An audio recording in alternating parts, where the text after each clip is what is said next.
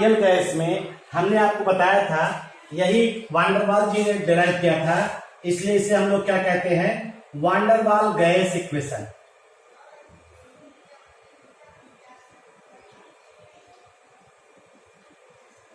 वान der Waal gas equation, इसी को हम लोग वान डेर वाल गैस इक्वेशन भी कहेंगे। ठीक है भाई, इक्वेशन फॉर रियल स्टेट या रियल स्टेट कहिए या रियल गैस कहिए।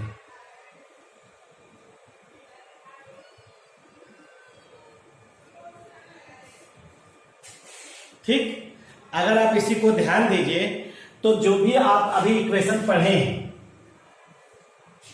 तो हम लोग आप नेक्स्ट टॉपिक देखिए, हम लोग का आज पहला नया टॉपिक है इक्वेशन फॉर रियल गैस या रियल स्टेट।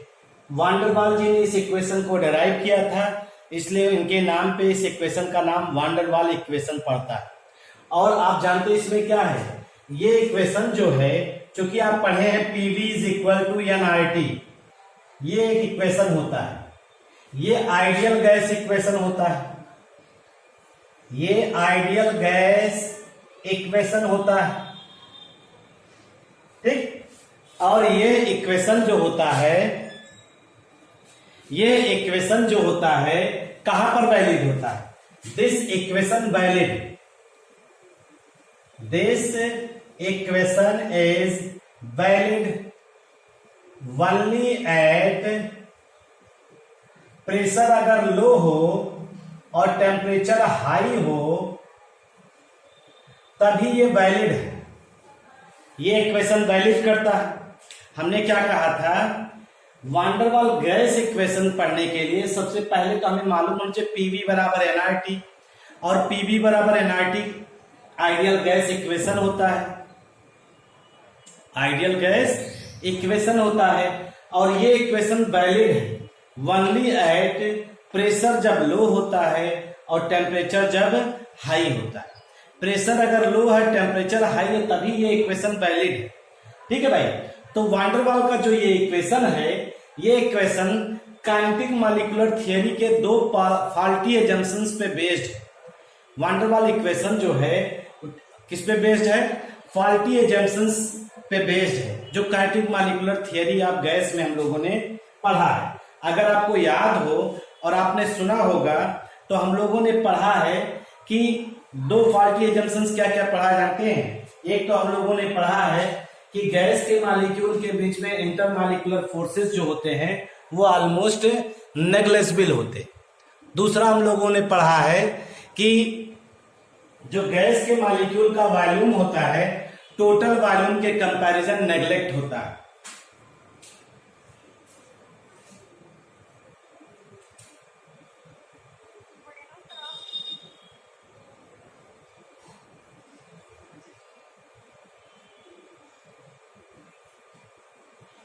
ठीक है भाई, गैस के एक मॉलिक्यूल का जो वॉल्यूम होता है वो टोटल के कंपैरिजन में नेग्लेक्ट होता है। तो आइए इसी को देखते हैं और इसी को समझने का प्रयास करते हैं।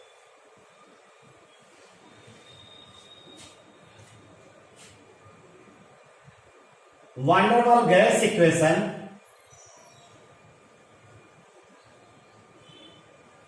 Van der Waal gas equation based on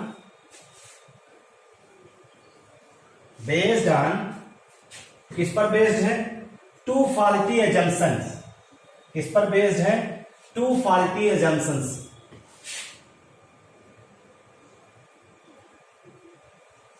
to faulty assumptions assumptions of kinetic molecular theory of gas।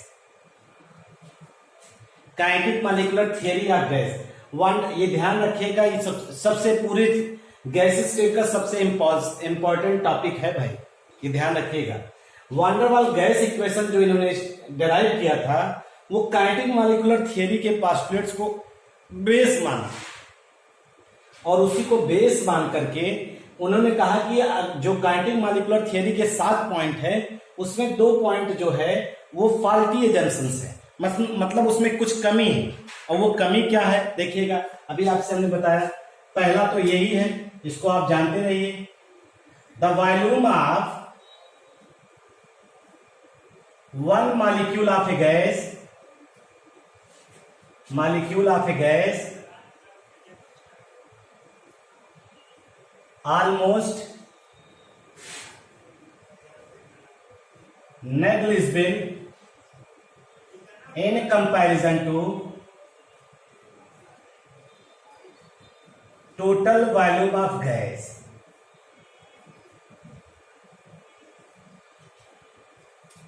Total volume of gas, यानी जो एक मॉलिक्यूल का गैस का वॉल्यूम होगा वो टोटल वॉल्यूम ऑफ गैस के कंपैरिजन बहुत कम होगा, तो उसे नेग्लेक्ट कर सकते हैं।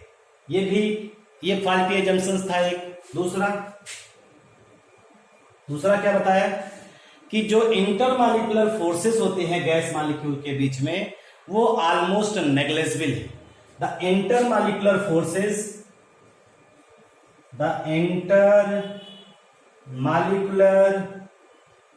forces between gaseous molecules are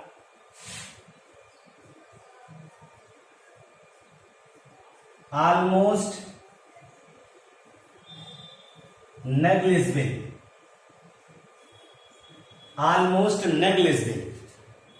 ठीक है भाई, जो आपका volume of one molecule of a gas है वो almost negligible in comparison total volume of gas.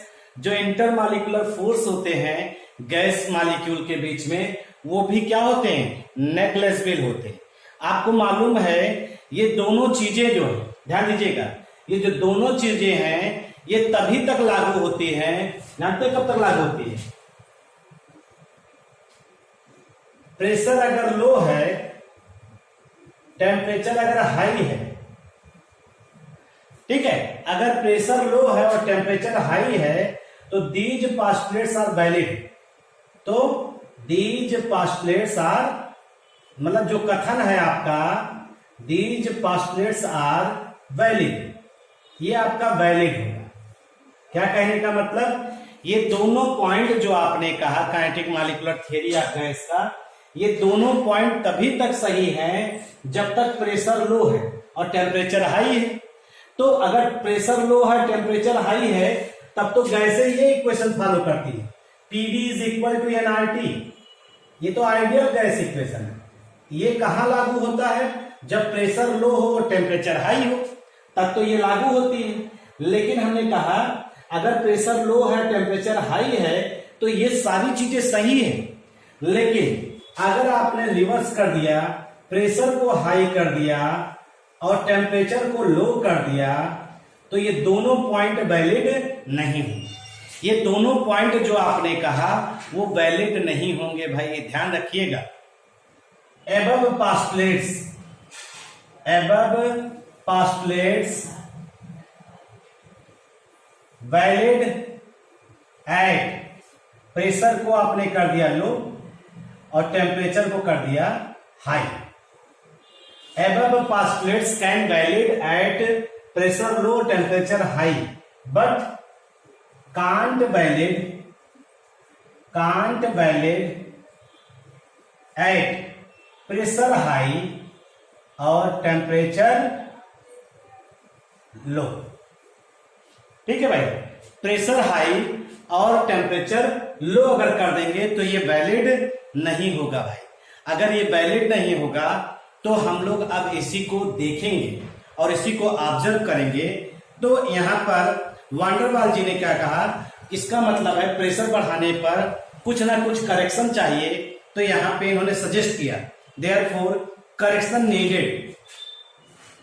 तो वांडरवाल जी ने क्या कहा, हेंस करेक्शन नीडेड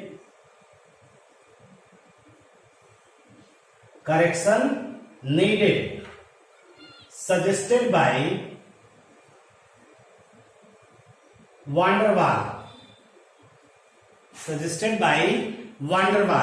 वांडरवाल के द्वारा एज, ठीक है। और वो क्या है, पहला है correction in terms of pressure,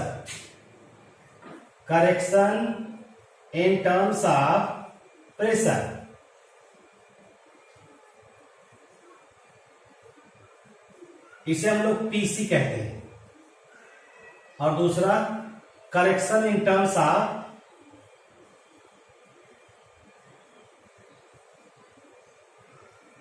volume, इसे हम लोग क्या कहेंगे, वीसी कहेंगे। Correction in terms of pressure और correction in terms of volume, ये दो करेक्शन हम लोग ऑब्जर्व करेंगे।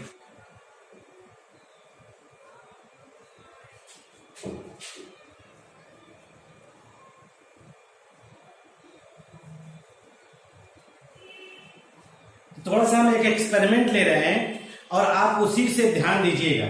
हम एक आइडियल गैस ले रहे हैं और एक रियल गैस, ध्यान दीजिएगा। ये आइडियल गैस के लिए प्रेशर लो होता है, रियल गैस के लिए प्रेशर हाई होगा, ये ध्यान रखिएगा। आइडियल गैस के लिए टेम्परेचर हाई होता है, रियल गैस के लिए टेम्परेचर लो होता है, ये कंडीशन याद रखिएगा। वो लो है तो गैस के मॉलिक्यूल दूर दूर होंगे, हमने 3 दिखा दिया, दूर दूर होंगे, ये गैस के मॉलिक्यूल दूर दूर है। और रियल गैस को देखिए, रियल गैस में प्रेशर हाई रहेगा तो हमने यहां दिखा दिया पास पास। ध्यान दीजिएगा, ये मॉलिक्यूल दूर दूर है तो इनके बीच में नो अट्रैक्शन, इनके बीच में कोई अट्रैक्शन नहीं होगा क्योंकि मॉलिक्यूल दूर दूर है।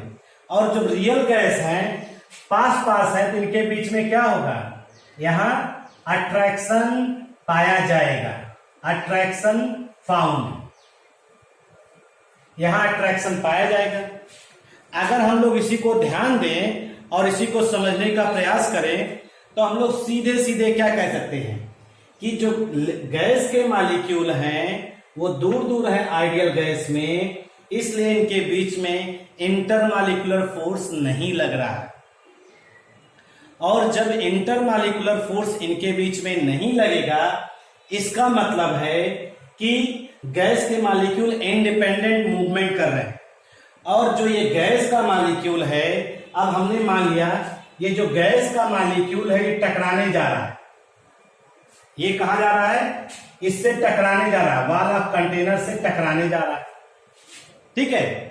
तो जब इस पर कोई भी इंटरमॉलिक्यूलर फोर्स नहीं, यानी इनवर्ड अंदर की तरफ कोई फोर्स नहीं लगेगा, तो ये फुल मोमेंटम से वॉल ऑफ कंटेनर पे टकराएगा, यानी पूरी ताकत से।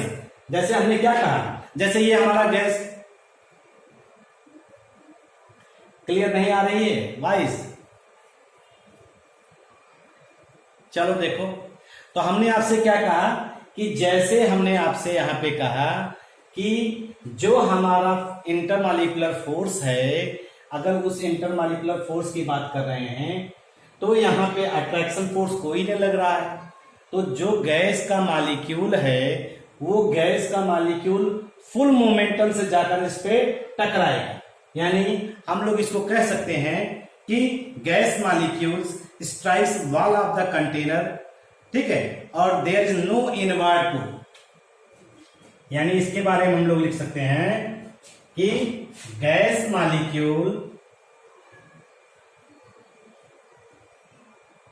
Molecules strike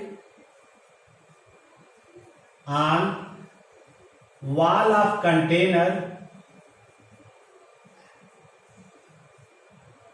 with full momentum, ठीक है, क्योंकि इसमें कोई भी अट्रैक्शन फोर्स तो है नहीं, तो पूरी ताकत से दीवार पर टकराएगा, ठीक है। और इसके द्वारा जो प्रेशर एक्सर्ट होगा उसी को हम लोग क्या कहेंगे, आप कहेंगे pressure of the ideal gas, ठीक है। Wall of container with full momentum and there is no inward pull, there is no inward pull, अंदर की तरफ कोई भी फोर्स नहीं लग रहा है, अंदर की तरफ, जैसे अंदर की तरफ इसे कोई नहीं खींचेगा। जैसे देखिए हमारा ये हाथ है, ये फ्री है, ये जाकर टकरा रहा है, देखिए ये पूरी ताकत से टकरा रहा है, ठीक है, क्योंकि इसमें पीछे की तरफ कोई फोर्स नहीं लग रहा है। जब पीछे की तरफ कोई फोर्स नहीं लगेगा तो ये तेजी से टकराएगा, देखिए ये, ठीक है। तो ये कब कंडीशन है आइडियल गैस के लिए। तो यहां पे जो हम लोग प्रेशर देखेंगे, यहां पे ध्यान दीजिएगा, इसका जो प्रेशर होगा वो पी आइडियल होगा। अब यहां पे देखिए इनके बीच में अट्रैक्शन फोर्स है। तो जैसे हमने मान लिया ये गैस का मॉलिक्यूल स्ट्राइक करने वाला है, वॉल ऑफ कंटेनर पे स्ट्राइक करने वाला। रियल गैस का देखिए ये वॉल ऑफ कंटेनर पे टकराने वाला है। अगर ये वॉल ऑफ कंटेनर पे टकराने वाला है तो क्या होगा, इस मॉलिक्यूल पर जो नियरेस्ट मॉलिक्यूल है वो अट्रैक्टिव फोर्स लगाएंगे। इस मॉलिक्यूल पर जो नियरेस्ट मॉलिक्यूल है, तो देखिए ये इसको अपनी तरफ खींचेगा, ये इसको अपनी तरफ खींचेगा, ये इसको अपनी तरफ खींचेगा, ये इसको और ये इसको। तो यानी इसमें क्या लगेगा, इनवर्ड पुल, इसमें अंदर की तरफ फोर्स लगेगा। ये दोनों एक दूसरे को कैंसिल करेंगे, लेकिन अंदर की तरफ जो है यहां क्या लगेगा, फोर्स लगेगा। और जब अंदर की तरफ फोर्स लगेगा तो हम लोग कह सकते हैं कि ये वाला जो मॉलिक्यूल है अपने फुल मोमेंटम से जाकर के वॉल ऑफ कंटेनर पे स्ट्राइक नहीं कर पाएगा। किसमें, रियल गैस में। रियल गैस में फुल मोमेंटम से वॉल ऑफ कंटेनर पे अपना प्रेशर एक्सर्ट नहीं कर पाएगा। यानी तो हम लोग इसे क्या कहेंगे, due to inward attractive force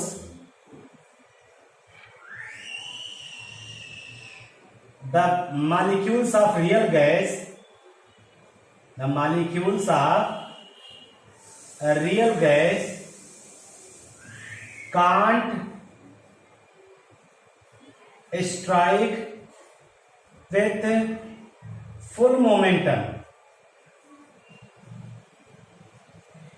with full momentum। ठीक है भाई, can't strike with full momentum, ये फुल मोमेंटम से स्ट्राइक नहीं कर पाएगा भाई। अगर ये फुल मोमेंटम से स्ट्राइक नहीं कर पाएगा तो इसका मतलब है जो पी रियल गैस है, यानी इसकी प्रेशर को हम लोग क्या मान ले रहे हैं, पी आर, और इसके प्रेशर को क्या मान ले रहे हैं, पी आई। जो पी आई होगा वो ग्रेटर होगा देन, हैंस हम लोग कह सकते हैं पी जो रियल है वो लेस देन होगा पी आई से। P real gas less than P I. P real gas जो होगा ये आपका क्या हो जाएगा, रियल गैस में अट्रैक्टिव फोर्स लगेगा, उस अट्रैक्टिव फोर्स की वजह से अपने फुल मोमेंटम से वॉल ऑफ कंटेनर पे ये टकरा नहीं पाएगा। और जब वॉल ऑफ कंटेनर पे ये टकरा नहीं पाएगा तो जो नेट इनवर्ड पुल है वो क्या हो जाएगा, अंदर की तरफ लगेगा, और ये क्या करेगा, इसका जो टक्कर होगा वॉल ऑफ कंटेनर से वो कम हो जाएगा, और इसका जो प्रेशर एक्सर्ट होगा वो भी क्या हो जाएगा, रियल गैस का कम हो जाएगा। इसीलिए हमने कहा P real is less than P I, यानी आइडियल गैस। और जो पी रियल है जो आपने ऑब्जर्व किया उसको हम लोग कह सकते हैं, इसी पी रियल को हम लोग क्या कह सकते हैं, P real is equal to P observe.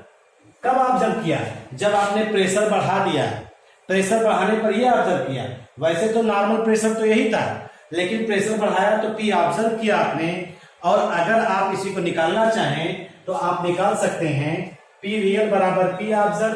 अब पी आइडियल बराबर क्या आ जाएगा, तो अगर आप निकालना चाहें P ideal is equal to P observe, ठीक, पी ऑब्जर्व जो है आपका, और जो प्रेशर में करेक्शन करेंगे, ठीक है भाई, ये आपका एक जो है करेक्शन हो। पी ऑब्जर्व जो है आप जो ऑब्जर्व कर रहे हैं और जो प्रेशर में करेक्शन कर रहे हैं वो आपका पहला करेक्शन आएगा। यानी आपको पी आइडियल की वैल्यू यहीं से निकालेंगे। पी ऑब्जर्व इसका जो रियल प्रेशर होगा गैस का, इस रियल गैस का, और जो प्रेशर में करेक्शन हम लोग डेवलप करें पीसी, वो डिपेंड करेगा नंबर ऑफ मॉलिक्यूल्स पे। कैसे डिपेंड कर रहा है आइए इसी को देखते हैं और इसी को समझने का। पी करेक्टेड जो है इट डिपेंड्स अपॉन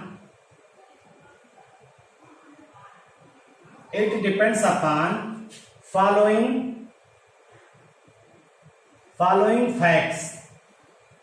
जो आपने कहा पीसी जो वैल्यू है, ये पीसी की बात कर रहे हैं हम लोग। पीसी जो है इस बात पे डिपेंड कर रही है क्या, ठीक है, फॉलोइंग फैक्ट्स का मतलब टू फैक्ट्स, दो, फॉलोइंग टू फैक्ट्स, ठीक, दो बातों पे डिपेंड करता है।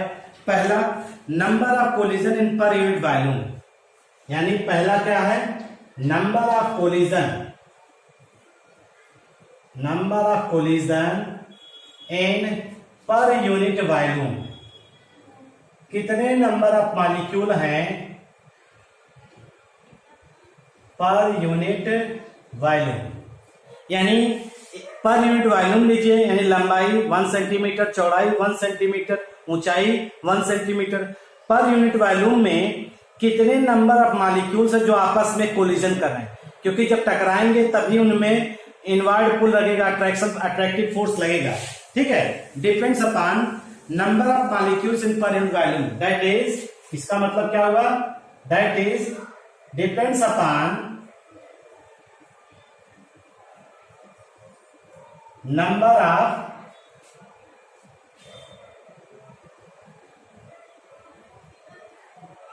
molecules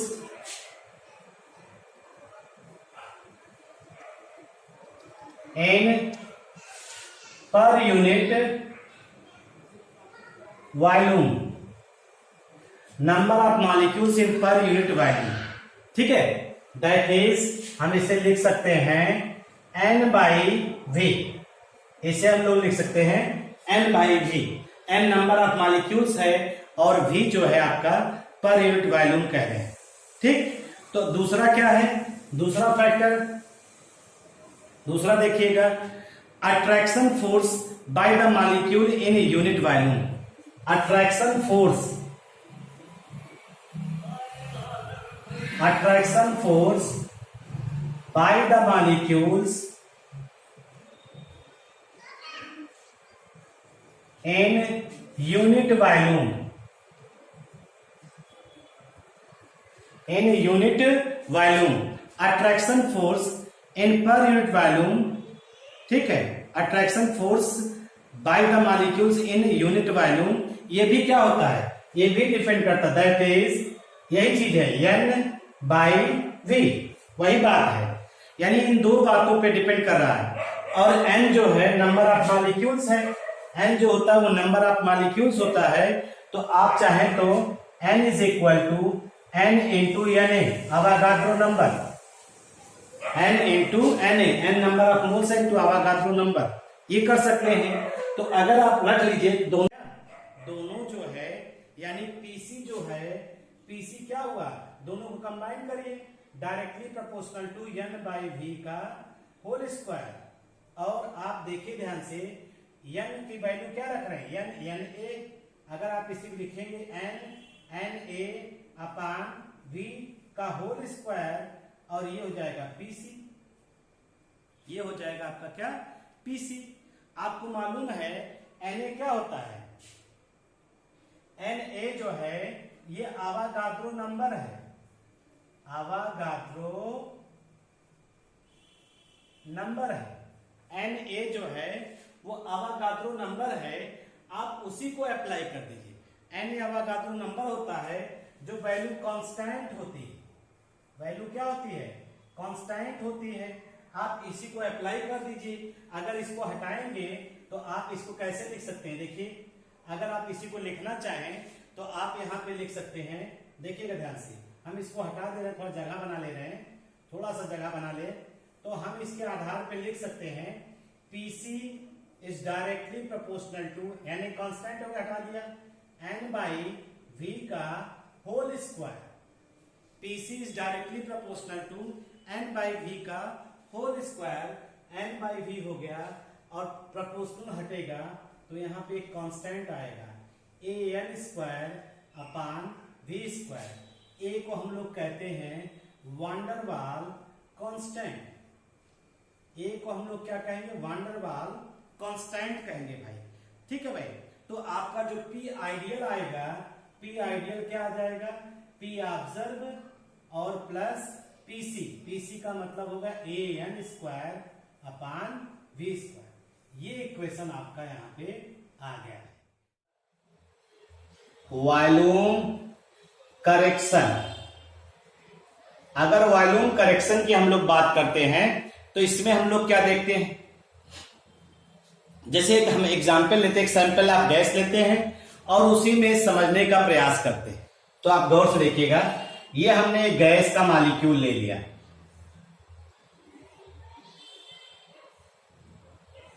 ये गैस का मॉलिक्यूल ले लिया, ये हमने गैस का मॉलिक्यूल ले लिया। और आप जानते हैं ये जो गैस के मॉलिक्यूल हैं, इसमें हमने ये मान लिया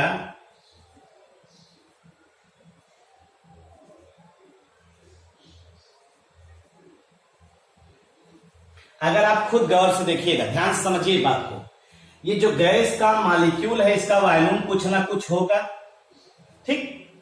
जो गैस का वॉल्यूम है इसका वॉल्यूम कुछ ना कुछ होगा, ध्यान दीजिएगा, इसका वॉल्यूम कुछ ना कुछ यहां पे होगा, ठीक। अब इस गैस को अगर हम कंप्रेस करेंगे, प्रेशराइज करें, तो क्या ये गैस इसके ऊपर ओवरलैप कर सकती है? नहीं। इसके स्थान को ऑक्युपाई कर सकती है? नहीं, क्योंकि इस गैस का अपना वॉल्यूम, इस गैस का अपना वॉल्यूम, इस गैस का अपना वॉल्यूम, इस गैस का अपना वॉल्यूम, इस गैस का अपना वॉल्यूम, सारे गैस का वॉल्यूम अपना अपना है। सारे गैस का वॉल्यूम जो है वो अपना अपना है। अगर इसको हम लोग ऑब्जर्व करें तो जो गैस है वो कभी भी इसके स्पेस को ऑक्युपाई नहीं कर सकता। गैस जो है वो कभी भी इसके स्पेस को ऑक्युपाई नहीं करता। तो जैसे नॉर्मली क्या माना जाता है, जो गैस का वॉल्यूम कहा जाता है, कंटेनर का वॉल्यूम, गैस का वॉल्यूम, ऐसे कहा जाता है ना, कहा जाता है एट लो प्रेशर कंटेनर का वॉल्यूम गैस का वॉल्यूम, ये बोला जाता है। लेकिन वास्तव में गौर करिए, कंटेनर में गैस के मॉलिक्यूल भी हैं और गैस के मॉलिक्यूल का कुछ ना कुछ वॉल्यूम होगा, ठीक है। गैस के मॉलिक्यूल का कुछ ना कुछ वॉल्यूम होगा। अगर गैस के मॉलिक्यूल का वॉल्यूम होगा तो हम उसके वॉल्यूम को नेग्लेक्ट नहीं कर सकते। हम गैस के मॉलिक्यूल को वॉल्यूम, गैस के वॉल्यूम को नेग्लेक्ट नहीं कर सकते। देखिए ध्यान से, तो जो ये वैकेंट स्पेस है ये वास्तव में actual volume of the gas, क्योंकि ये गैस का मॉलिक्यूल जो है इसके ये मॉलिक्यूल इसके वॉल्यूम को ऑक्युपाई नहीं कर पाएगा। तो हम लोग कहते हैं जो वॉल्यूम का गैस होगा, ये अब जो स्पेस है वॉल्यूम ऑफ गैस, ये जो फ्री स्पेस है, फ्री स्पेस जो है वो वॉल्यूम ऑफ गैस। हम क्या कहना चाहते हैं, हमारी बात सुनिए, हमारी बात सुनिए, क्या कहना चाहते, the actual volume of a gas, the actual volume of a gas, actual volume of a gas can be simply taken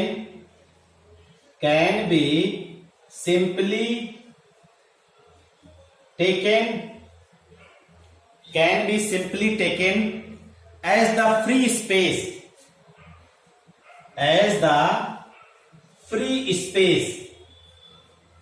जो ये फ्री स्पेस है, देखिए ये जो फ्री स्पेस है यही आपका फ्री स्पेस है। The free space available for the movement of gas molecule, free space available for the movement of gas molecule। जो हमने क्या कहा, जो एक्चुअल वॉल्यूम है गैस का उसको हम लोग सिंपली टेकन क्या करते हैं, जो फ्री स्पेस है वही volume actual volume of gas होगी। क्योंकि गैस के जो मॉलिक्यूल होंगे वो तो अपना स्पेस ऑक्युपाई कर लिया, जो फ्री स्पेस होगा वही मूवमेंट के लिए गैस के मॉलिक्यूल के लिए होगा। और इसीलिए हम लोग फ्री स्पेस जो होता है उसी को हम लोग क्या मानते हैं, volume of a gas molecule. जैसे देखिए, सपोज करिए हमने मान लिया जो गैस का एक मॉलिक्यूल है उसका वॉल्यूम 0.1 ml है, ठीक है, 0.1 ml है।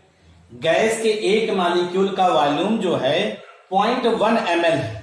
अगर हम मान लें टोटल वॉल्यूम जो है, ये पूरा मॉलिक्यूल लेकर के टोटल वॉल्यूम जो है, ये पूरे का टोटल वॉल्यूम हमने मान लिया, टोटल वॉल्यूम है 500 ml।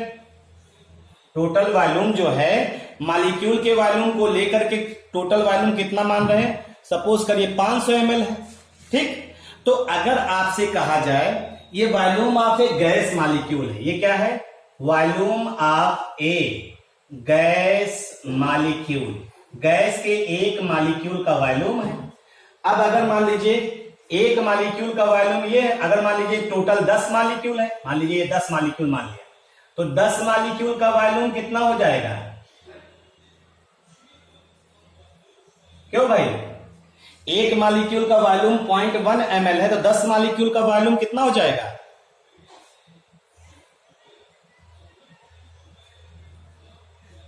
दस मॉलिक्यूल का वॉल्यूम 1 ml हो जाएगा। अरे भाई एक का मॉलिक्यूल, ठीक है, 10 इंटू 0.1 कितना हो जाएगा, 10 इंटू 0.1 अगर करेंगे तो 10 इंटू 0.1 करेंगे तो 1 ml हो जाएगा। अब हमने क्या माना था, पूरे का वॉल्यूम जो है, पूरे का वॉल्यूम कितना है, यहाँ पे पूरे का वॉल्यूम जो हम लोग यहाँ पे ले रहे हैं वो 500 ml है, और गैस के मॉलिक्यूल का वॉल्यूम कितना है, 1 ml है। 10 मॉलिक्यूल लिया है और एक गैस के मॉलिक्यूल का वॉल्यूम कितना लिया है, 0.1, हम अपनी तरफ से मान रहे हैं। तो जो फ्री स्पेस आएगा वो कितना आएगा, फ्री स्पेस आपका आ जाएगा 500 माइनस 1 इज इक्वल टू 499 आ जाएगा, यानी 499 जो होगा ये फ्री स्पेस हो जाएगा। ये क्या हो जाएगा, फ्री स्पेस, हमारा फ्री स्पेस निकल आएगा। अब जब प्रेशर बढ़ाएंगे तो आपको मालूम है इतना वॉल्यूम कंप्रेस होगा, इतना वॉल्यूम जो है कंप्रेस होगा। The actual volume of a gas can be simply taken as the free space available for the movement of gas molecule. जो फ्री स्पेस आपके पास अवेलेबल है वही आपका जो है क्या है, actual volume of a gas माना जाएगा, ठीक। अगर हम इसी को दिखाएं और इसी को लेकर चलें, अब ध्यान दीजिएगा इसको, अगर हम इसी को दिखाएं तो जो वॉल्यूम ऑफ गैस होगा, ध्यान दीजिएगा, वॉल्यूम ऑफ गैस जो होगा, वॉल्यूम जो आप ऑब्जर्व कर रहे हैं, और minus volume of a gas, volume of a gas ले लीजिए। सपोज करिए यहां पे जो माना गया है, अगर मान लीजिए, ठीक, तो अगर आपको याद हो हमने कहा था जो volume of a gas, volume of a gas can B neglected for real gas, sorry ideal gas. Ideal gas के लिए आप नेग्लेक्ट कर सकते हैं, क्योंकि आइडियल गैस में प्रेशर क्या हो जाता है, लो। लेकिन अब दूसरी बात देखिएगा, volume of gas can not be neglected for real gas. अब रियल गैस में नेग्लेक्ट नहीं कर सकते, दोनों बात देखिएगा, volume of a gas real gas में आप नेग्लेक्ट नहीं कर सकते, वॉल्यूम ऑफ गैस नेग्लेक्ट कर सकते हैं फॉर आइडियल गैस, यानी इसको आप निकाल सकते हैं। तो वॉल्यूम ऑफ गैस जो आप ऑब्जर्व करेंगे वही वॉल्यूम आपका हो जाएगा, लेकिन रियल गैस में इसके वॉल्यूम को आपको कैलकुलेट करना पड़ेगा। सपोज करिए गैस के एक मॉलिक्यूल का वॉल्यूम हमने मान लिया बी, बी क्या है, volume of a gas molecule, volume of gas molecule. अगर गैस के मॉलिक्यूल का वॉल्यूम हम मान लें बी है, और मान लीजिए सपोज वॉल्यूम ऑफ एक गैस मॉलिक्यूल, एक गैस मॉलिक्यूल का वॉल्यूम हम मान रहे हैं, कितना मान लें, बी। इफ एन मॉलिक्यूल्स तो क्या हो जाएगा, इक्वल टू एन बी। तो वॉल्यूम ऑफ गैस क्या हो जाएगा, आपका एन बी हो जाएगा, वॉल्यूम ऑफ गैस क्या हो जाएगा, एन बी, ठीक है। तो अब यहां पे जो आप ऑब्जर्व कर रहे थे कितना, वी ऑब्जर्व, और यहां से निकालेंगे कितना, minus N B. Actual volume of a gas, जो करेक्शन आएगा यही वी करेक्टेड है, यही क्या है, वी करेक्टेड है भाई। वी करेक्टेड की वैल्यू यही आ रही है। आप ध्यान दीजिएगा कि वी गैस जो है, वी ऑब्जर्व जो है, आपने जो आइडियल गैस लिया था और NB कब हो गया? NB का मतलब volume of a gas molecule, N molecules है तो NB हो गया। उसे आप नेग्लेक्ट कर रहे हैं। अगर आप नेग्लेक्ट करेंगे आइडियल गैस में तब तो V गैस बराबर V ऑब्जर्व हो जाएगा, लेकिन रियल गैस में नेग्लेक्ट नहीं करते हैं तो उसको उतना घटा देंगे। तो घटाने पर हमारा जो फ्री स्पेस मिलेगा वो आपका हो जाएगा क्या? Volume of a gas. यानी हम इसी को क्या कहेंगे? Volume available for compression. जब प्रेशर आप बढ़ाएंगे तो यही हो जाएगा volume available for compression. Compress करने के लिए जो अवेलेबल वॉल्यूम होगा आपका वही हो जाएगा क्या? V ऑब्जर्व माइनस NB, यही आपका हो जाएगा, यही V करेक्टेड हो जाएगा। यही आपका जो है V करेक्टेड हो जाएगा। यही इक्वेशन। अब हम यहां पे B की वैल्यू कैसे निकालते हैं इसको पढ़ें। B की वैल्यू को कैलकुलेट करने चल रहे हैं। तो यहां एक शर्त है, बस ध्यान रखिएगा। जो kinetic molecular theory of gas है वहां पे ये कंसीडर करना पड़ेगा कि जो मॉलिक्यूल है वो बाई मॉलिक्यूलर कोलिजन कर रहा है। यानी जैसे देखिए ये दो मॉलिक्यूल है, जब ये कोलिजन करेगा तो तीसरा मॉलिक्यूल यहां नहीं आ सकता, ये शर्त है। जैसे अगर दो लोग टकरा रहे हैं, किसी तीसरे को उसमें नहीं मिलना, तीसरे को नहीं आना है, ये ध्यान रखिएगा। तो हम लोग यहाँ पे बाई मॉलिक्यूलर कोलिजन करते हैं। बाई मॉलिक्यूलर कोलिजन मतलब टक्कर। देखिए जैसे ये टकरा रहे हैं ना, तो उसी समय कोई तीसरा नहीं आ सकता। यहां कंडीशन ये लिया गया, ठीक है।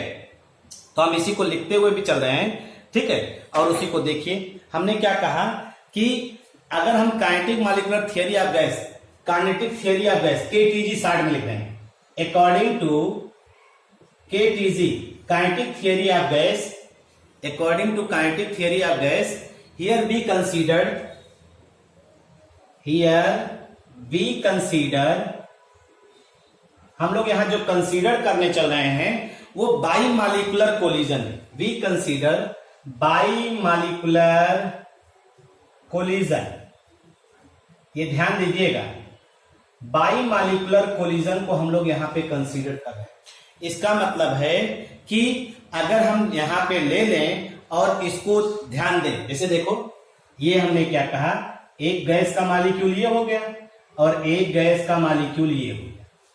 दो गैस के मॉलिक्यूल हो गए और दोनों गैस के मॉलिक्यूल एक दूसरे से टकरा गए, ठीक। अगर हमने मान लिया इस गैस का स्फीयर का जो रेडियस है वो R है, तो इसका भी रेडियस क्या ले लेंगे? पूरा R ले लेंगे, ठीक। अब हमने यहां पे मान लिया जो आपका टोटल है, ध्यान दीजिएगा, ये इसका R है, इसका R है, ये भी R होगा, ठीक। अब एक हम जो है यहां पे कंसीडर क्या कर रहे हैं, ये दो मॉलिक्यूल जब टक्कर करेगा तीसरा मॉलिक्यूल नहीं आएगा, बाई मॉलिक्यूलर कोलिजन कहा है।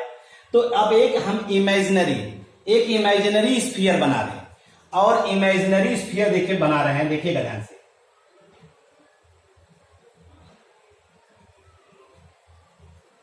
ये एक इमेजिनरी स्फीयर बना दिया, और जो ये इमेजिनरी स्फीयर है ये आपका imaginary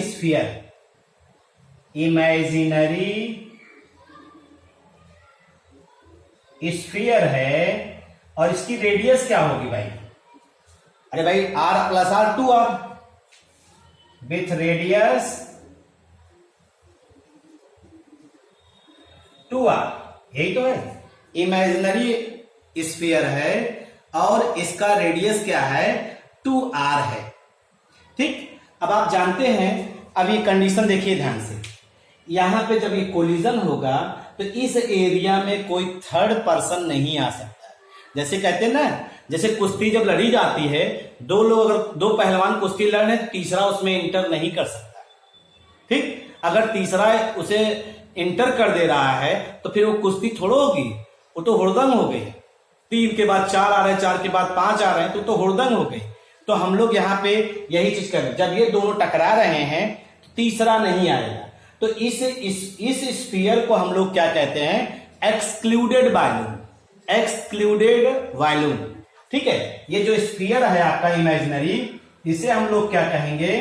excluded volume of gas. ये आपका एक्सक्लूडेड वॉल्यूम है भाई, ध्यान रखिएगा। ये आपका जो है पूरा स्फीयर जो है एक्सक्लूडेड वॉल्यूम स्फीयर है, ध्यान रखिएगा। अब ध्यान दीजिएगा, आपको तो ये याद होगा कि वॉल्यूम, चूंकि स्फीयर है तो वॉल्यूम ऑफ स्फीयर क्या होता है, volume of sphere is equal to क्या होता है, 4/3 पाई आर क्यूब। ये होता है, याद है ना। किसी भी गोले का आयतन जो है वो क्या होता है, 4/3 पाई आर क्यूब होता है। ये सीधा सीधा आपको मालूम होना चाहिए। और यहाँ पे रेडियस कितना दिया गया है, 2r। अगर रेडियस 2r दिया गया है तो हम लोग देख सकते हैं इसको 4/3 पाई और 2r का होल क्यूब कर सकते हैं इसको। और इस तरह से आ जाएगा आपका क्या, 4/3 क्या आ जाएगा, 4/3 पाई 8r क्यूब। ये जो वॉल्यूम आया, ये वॉल्यूम किसके आया, ये दो स्फीयर का है, ठीक है। ये वॉल्यूम जो है दो स्फीयर, भाई दो स्फीयर 2r लिया है ना आपने इसी का, तो ये volume for 2 sphere, volume for 2 sphere, ये ध्यान रखिएगा। यानी ये पूरे का जो एक्सक्लूडेड वॉल्यूम है वो है, अगर आप ध्यान दीजिए, ठीक है। वॉल्यूम ऑफ 2 स्फीयर या इसी को कहते हैं एक्सक्लूडेड वॉल्यूम। जो ये है आपका एक्सक्लूडेड वॉल्यूम है। तो अगर हम एक मॉलिक्यूल का वॉल्यूम निकालें तो यानी एक्सक्लूडेड वॉल्यूम फॉर 1 मॉलिक्यूल, अगर हम इसी को ध्यान दें तो ये हमारा जो है 2 मॉलिक्यूल का वॉल्यूम एक्सक्लूडेड वॉल्यूम हो गया। अगर हम एक मॉलिक्यूल को करें तो ये आधा हो जाएगा भाई ना, ये तो 2 मॉलिक्यूल के लिए है। अगर हम एक मॉलिक्यूल के लिए इसका वॉल्यूम कैलकुलेट करेंगे तो ये हाफ हो जाएगा। तो आइए इसी को देखते हैं। हो गया भाई, डन हो गया है, यस सर। डन हो गया तो हटा रहे हैं इसको ऊपर से। ध्यान दीजिएगा, चीजों को समझ में जहां नहीं आएगा बताइएगा। अब देखिए हमने क्या कहा, excluded volume for 1 molecule, excluded volume for 1 molecule. तो ये आपका हो जाएगा is equal to 4/3 pi R, pi into 8r cube upon क्या कर दे इसको 1/2 कर दे रहे हैं, इंटू 1/2 कर दे रहे हैं, ठीक है भाई। 1/2 कर दिया और 1/2 कर देंगे तो ये आपका क्या आ जाएगा, ये वैल्यू आ जाएगी 4/3 पाई 4r क्यूब। ये इसी को डिवाइड कर दिया, 4r क्यूब हो गया,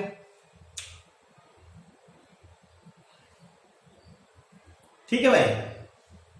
तो अगर हम सीधे सीधे इस चीज को देखें और समझने का प्रयास करें तो अब ये आपका आ गया एक मॉलिक्यूल का वॉल्यूम आ गया, एक मॉलिक्यूल का एक्सक्लूडेड वॉल्यूम, यानी इस एक मॉलिक्यूल का वॉल्यूम आपको ये मिल रहा है, इस एक मॉलिक्यूल का वॉल्यूम आपको मिल रहा है।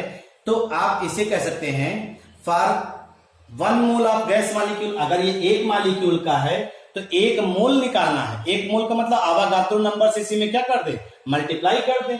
अगर अवागाद्रो नंबर से मल्टीप्लाई कर दे तो फॉर 1 मोल गैस मॉलिक्यूल का वॉल्यूम निकल आएगा। हम इसको हटा रहे हैं भाई, इसको हटा रहे हैं ऊपर से।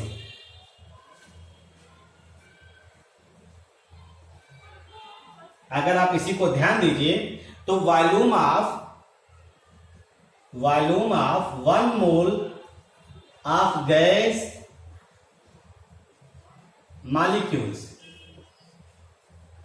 1 मोल गैस मॉलिक्यूल्स के लिए अगर हम लोग लेते हैं volume of 1 mole gas molecule, तो ये तो आपका होता है 4 आया ही था, 4 इंटू 4/3 पाई आर क्यूब था, 4 इंटू 4/3 पाई आर क्यूब था।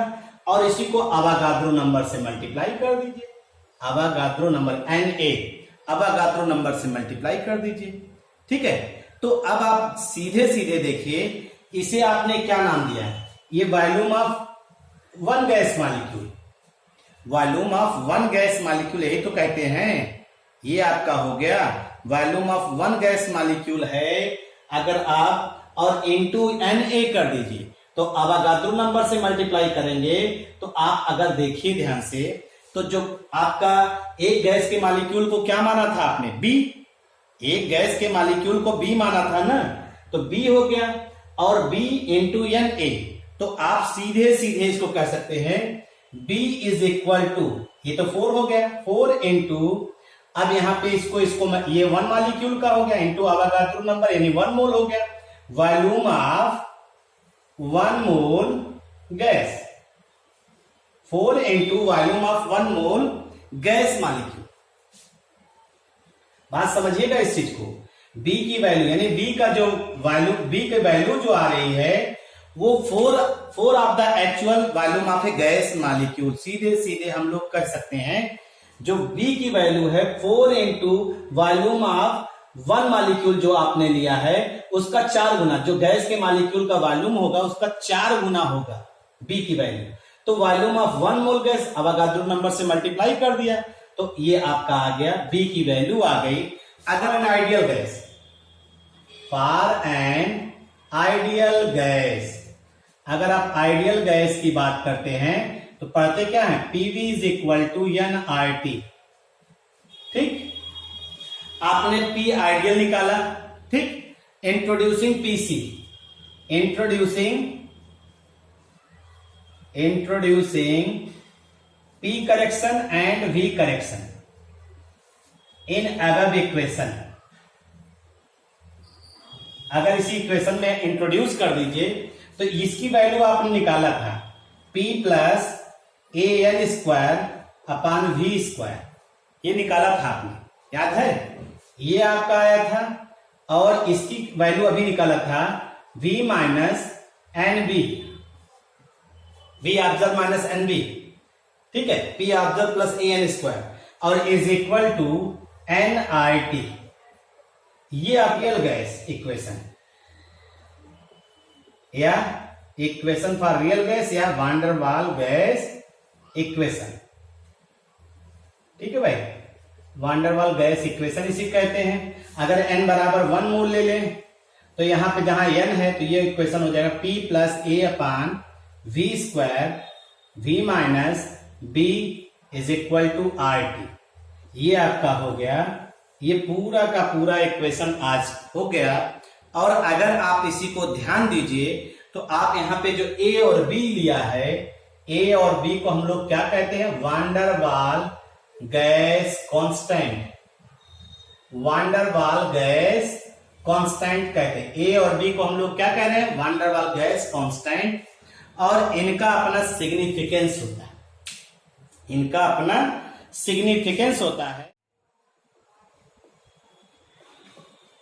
वान डेर वाल कांस्टेंट का सिग्निफिकेंस, ठीक है भाई, सिग्निफिकेंस ऑफ वान डेर वाल constant, significance of one der वाल कांस्टेंट की बात कर रहे हैं तो हम लोग यहां पे इसको ऑब्जर्व करेंगे और इसके बारे में समझने का प्रयास करेंगे। सबसे पहला A, अगर आप A के बारे में देखिए तो A हमें बता क्या है, A के बारे में देखिए, कांस्टेंट A जो है वो प्रेशर वाले टर्म में यूज हुआ है, कांस्टेंट A जो यूज हुआ है प्रेशर वाले टर्म में यूज हुआ है। इसका मतलब है A क्या मेजर करेगा, measure the force of attraction, यानी हम लोग कह सकते हैं constant it measures the force of attraction, force of attraction, ये क्या मेजर कर रहा है, फोर्स ऑफ अट्रैक्शन को मेजर कर रहा है between the molecule of a gas, between the molecules of gas, यानी गैस के बीच का इंटर मॉलिक्यूलर फोर्स जो है वो हम लोग किससे पता करते हैं, A की वैल्यू से। अगर A की वैल्यू ज्यादा है तो इसका मतलब है वान डेर वाल इंटरेक्शन जो होगा वो ज्यादा होगा, ठीक। जैसे देखिए, इफ वैल्यू ऑफ A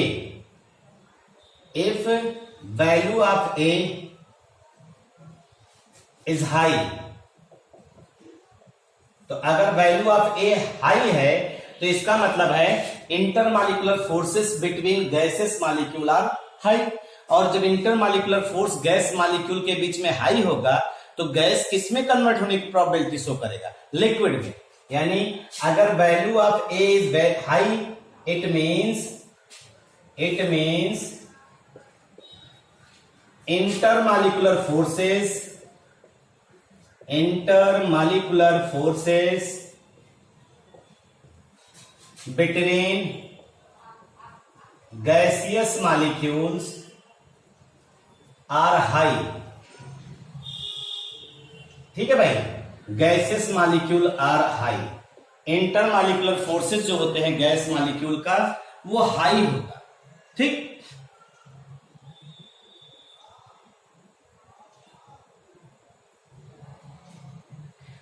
बात समझ में आया? इस तरह से हम लोग कह सकते हैं। तो ये सीधा सीधा अगर इनकी इंटरमॉलिक्यूलर फोर्स हाई है, it means gas converted into liquid. अगर इंटरमॉलिक्यूलर फोर्स हाई होगा तो गैस किस में बदल जाएंगे? लिक्विड में। यानी ए की वैल्यू से आप ये इंडिकेट कर सकते हैं कि अगर ए की वैल्यू ज्यादा होगी तो गैस के बीच में इंटरमॉलिक्यूलर फोर्स ज्यादा होगा, और अगर इंटरमॉलिक्यूलर फोर्स ज्यादा होगा तो गैस आसानी से लिक्विड में कन्वर्ट हो जाएगा। ये ध्यान दीजिएगा। और आप जानते हैं ए की value of A determines the strength of intermolecular forces.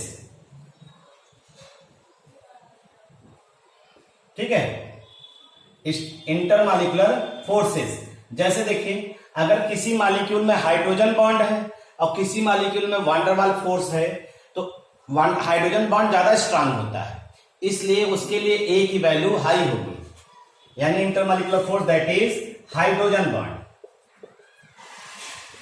यानी हम क्या कह रहे हैं, अगर किसी भी मॉलिक्यूल में हाइड्रोजन बॉन्ड पाया जाता है, अगर किसी मॉलिक्यूल में हाइड्रोजन बॉन्ड पाया जाता है, इफ मॉलिक्यूल है हाइड्रोजन बॉन्ड, ठीक है, तो उसके लिए वैल्यू ऑफ ए क्या होगा? हाई होगा। और वैल्यू ऑफ ए हाई होगा तो gas must be converted into liquid. ध्यान दीजिएगा, gas must be converted into liquid. इसका मतलब है गैस लिक्विड में कन्वर्ट हो जाएगा। और आपने क्वेश्चन भी पढ़ा है, देखिए, जिसमें हाइड्रोजन बॉन्ड पाया जाता है वो नॉर्मली लिक्विड फॉर्म में एग्जिस्ट करता है। इसका मतलब हाइड्रोजन बॉन्ड अगर प्रेजेंट है तो स्ट्रेंथ ऑफ इंटरमॉलिक्यूलर फोर्स ज्यादा होगा, और स्ट्रेंथ ऑफ इंटरमॉलिक्यूलर फोर्स ज्यादा होगा तो gas must be converted into the liquid. ये ध्यान दीजिएगा भाई आप इस बात को। तो हमने सिर्फ क्या कहा, ए हमारा मेजर क्या करता है? Strength of intermolecular force. A अगर ज्यादा है, ए की वैल्यू ज्यादा है तो gas converted into the liquid. और वैल्यू ऑफ ए जो डिटरमाइन करता है वो स्ट्रेंथ ऑफ इंटरमॉलिक्यूलर फोर्स, यानी हाइड्रोजन बॉन्ड। अगर हाइड्रोजन बॉन्ड प्रेजेंट है तो gas must be converted into liquid. ये ध्यान दीजिएगा, gas must be converted into the liquid. हो गया molecule. Incompressible volume of the molecule of gas. आपको जो है ये हमें क्या बताता है? Volume of gas, volume of gas molecule. It measures the volume of gas molecule. यही तो बताया था, गैस मॉलिक्यूल का वॉल्यूम। अगर आप वॉल्यूम बोलते हैं तो क्या होता है? लंबाई गुणे चौड़ाई गुणे ऊंचाई। किसी मॉलिक्यूल का मालूम हो जाएगा, यानी कोई मॉलिक्यूल अब कितना लंबा, कितना चौड़ा, कितना ऊंचा है तो पूरा मिला के हमें उसकी इफेक्टिव साइज मालूम हो जाएगी। यानी सीधे सीधे कह सकते हैं कि ये हमें क्या बताता है? It measures the effective size of gas molecules, ये गैस मॉलिक्यूल्स की इफेक्टिव साइज को मेजर करता है भाई, ध्यान दीजिएगा, ठीक। और आप भी ध्यान रखिएगा इस बात को कि जो B जो होता है वो not equal to actual volume the molecule but it is the 4 times the actual volume of molecule. जो B होता है, B हमने निकाला था ना 4 times, B is not actual volume of molecule, actual volume of molecule but it is 4 times, कल निकाला था हमने 4 times of the actual volume of molecule, 4 times to the actual volume of molecule, ये ध्यान दीजिए, ठीक है भाई। तो ये आप ध्यान दीजिएगा, हमें ये क्या मेजर करता है, मेजर द इफेक्टिव साइज। और आपको मालूम है साइज जो किसी भी गैस का होता है वो किस बात पे डिपेंड करता है, साइज जो होता है वो आपका मॉलिक्यूलर वेट पे डिपेंड करता है। अब ऐसे देखिए, it measures the volume of gas molecule, यानी बी हमारा वॉल्यूम बताता है। वॉल्यूम बराबर क्या होता है, लंबाई गुणे चौड़ाई गुणे ऊंचाई। किसी भी चीज की अगर लंबाई चौड़ाई ऊंचाई मालूम हो जाए तो हम उसकी इफेक्टिव साइज बता सकते हैं। और जो वास्तव में बी है वो एक्चुअल वॉल्यूम ऑफ मॉलिक्यूल नहीं है, वो जो वॉल्यूम का एक्चुअल वॉल्यूम ऑफ मॉलिक्यूल है उसका 4 टाइम्स होता है। ये कल निकाला था हमने, ये आपने इससे पहले पढ़ा था, उसमें आपने निकाला हुआ था इसको, इसकी वैल्यू को। तो आप जानते हैं बी की वैल्यू को हम लोग अगर मान लीजिए 2 गैस दिया है, हम सीधे सीधे कह सकते हैं its value measures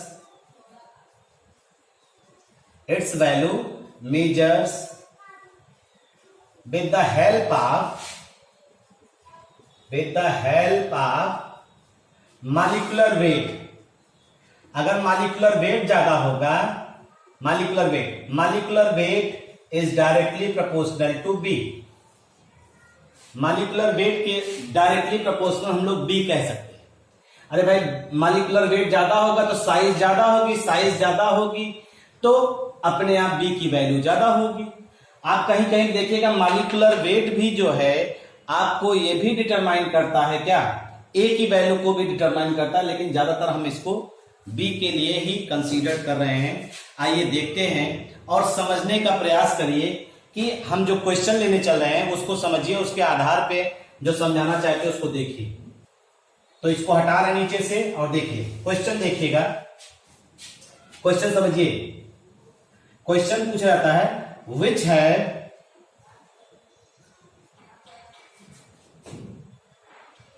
large value of A and B। Question देखिएगा, पहला question, ammonia and HCl, ammonia और HCl में किसके लिए A की वैल्यू ज्यादा होगी और किसके लिए B की वैल्यू ज्यादा होगी। दूसरा क्वेश्चन है H2O एंड H2S, किसके लिए A की वैल्यू ज्यादा होगी, किसके लिए B की वैल्यू ज्यादा होगी, यही क्वेश्चन है। तो आपको सबसे पहली चीज याद होना चाहिए कि जहां पर भी नाइट्रोजन, ऑक्सीजन, फ्लोरीन पाया जाता है हाइड्रोजन के साथ, वहां हाइड्रोजन बॉन्ड पाया जाता है। और अभी हमने आपको बताया हाइड्रोजन बॉन्ड जो होता है वो क्या करता है, हाइड्रोजन बॉन्ड जो है वो स्ट्रॉन्ग इंटरमॉलिक्यूलर फोर्स होता है। तो आप देखिए, इसको समझने का प्रयास करिए, क्वेश्चन का आंसर देखिए।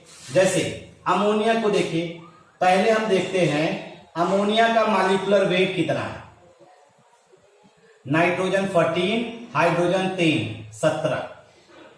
और HCl का देखिए मॉलिक्यूलर वेट, H का 1 और इसका 35.5, ये कितना होगा 36.5। तो आप देखिए, आप कहेंगे HCl का मॉलिक्यूलर वेट हाई है, HCl का मॉलिक्यूलर वेट हाई है, तो इसके लिए B की वैल्यू क्या होगी, हाई होगी। इसके लिए B की वैल्यू हाई होगी। HCl का मॉलिक्यूलर वेट ज्यादा है, इसलिए B की वैल्यू ज्यादा होगी, ये ध्यान दीजिएगा। अगर हम इसी तरह से इसको ऑब्जर्व करें, इसी तरह से इसको ऑब्जर्व करें और इसको फर्दर देखें हम, तो हम लोग क्या कर सकते हैं, HCl मॉलिक्यूलर वेट हाई है तो B की वैल्यू हाई है। अब अमोनिया में देखिए, दूसरा वाला आपको करना है, दूसरा आप करिएगा, बस यह ध्यान रखिए, क्वेश्चन लिख लिया होगा तो हम हटा रहे हैं इसको। दूसरा देखिए, दूसरे में अमोनिया में हाइड्रोजन बॉन्ड पाया जाता है, मालूम है, H बॉन्ड पाया जाता है, और H बॉन्ड जो है, और HCl में कौन सा पाया जाता है, HCl में वांडरवाल फोर्स पाया जाता है, HCl में वांडरवाल फोर्स पाया जाता है और हाइड्रोजन बॉन्ड इसमें, और ये जानते हैं ये स्ट्रांग होता है, तो इनके लिए A की वैल्यू क्या होगी, हाई, और इनके लिए जो है B की वैल्यू, भाई ये वांडरवाल फोर्स क्या होता है, वीक होता है, तो इनके लिए B की वैल्यू हाई होगी। ये क्वेश्चन हो गया, ये क्वेश्चन का आंसर हो गया।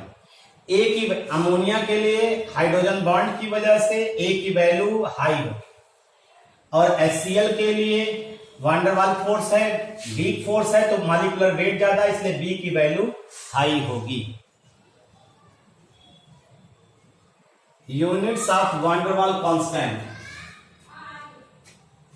तो आपको मालूम है फार्मूला आपने देखा ही था, P plus AN square V square, V minus NV is equal to NRT, ये इक्वेशन था।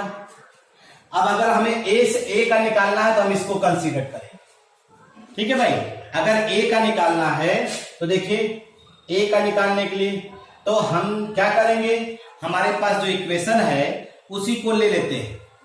P बराबर ये क्या हो जाएगा, AN square V square, A की वैल्यू निकालना है, PV square upon N square. P pressure है, प्रेशर को आप चाहे जिस यूनिट में ले लीजिए, P जो है आपका आ जाएगा प्रेशर, V क्या है, वॉल्यूम है, और N क्या है, मोल है। मोल का स्क्वायर कर रहे हैं आप, मोल का स्क्वायर कर रहे हैं। अगर आप इसी को लेकर चले, ठीक, अगर प्रेशर को एटीएम में रखना है, देखिए ध्यान से, P को एटीएम में रख लीजिए, वॉल्यूम को लीटर में रख लीजिए, तो जो यूनिट आ जाएगी A की वो क्या आ जाएगी, एटीएम, लीटर और मोल इनवर्स स्क्वायर, ये आ जाएगी यूनिट A की। A की यही यूनिट आ रही है ना भाई, मोल इनवर्स स्क्वायर। अगर आप ध्यान दीजिए, अगर आप P को जो है, अब देखिए, अगर आप P को जो है फिर बार में ले लीजिए, P को बार में यूज कर लीजिए, और जो है आप वॉल्यूम को आप यूज कर लीजिए किसमें, डेसीमीटर में, ठीक, वॉल्यूम को डेसीमीटर में यूज कर लीजिए, तो यहां V स्क्वायर है ना भाई, V स्क्वायर होगा प्रेशर वॉल्यूम, तो यहां लीटर स्क्वायर होगा, ठीक है भाई। अगर हम लोग वॉल्यूम को डेसीमीटर क्यूब में ले लें, तो डेसीमीटर क्यूब में ले लें, तो अब आपका A की यूनिट क्या हो जाएगी, A बराबर बार डेसीमीटर क्यूब का 6 हो जाएगा, और मोल इनवर्स स्क्वायर, ये आपकी यूनिट हो गई। दो यूनिट आप इस तरह से calculate, V is equal to NV आ जाएगा, B बराबर V बाई N आ जाएगा, यही तो आया V बाई N। अगर वॉल्यूम को आप लीटर में ले लीजिए तो ये तो आपका हो गया क्या, वॉल्यूम अपान मोल, तो अगर वॉल्यूम को लीटर में ले लिया तो B की यूनिट क्या आ जाएगी, लीटर मोल इनवर्स, ये आ जाएगा। या आप अगर वॉल्यूम को आप डेसीमीटर क्यूब में ले लेंगे तो क्या आ जाएगा, B की यूनिट क्या हो जाएगी, अगर आप B की यूनिट देखेंगे तो ये आ जाएगी B बराबर डेसीमीटर क्यूब मोल इनवर्स, यही तो आएगा भैया, ये आपकी यूनिट आ जाएगी भाई।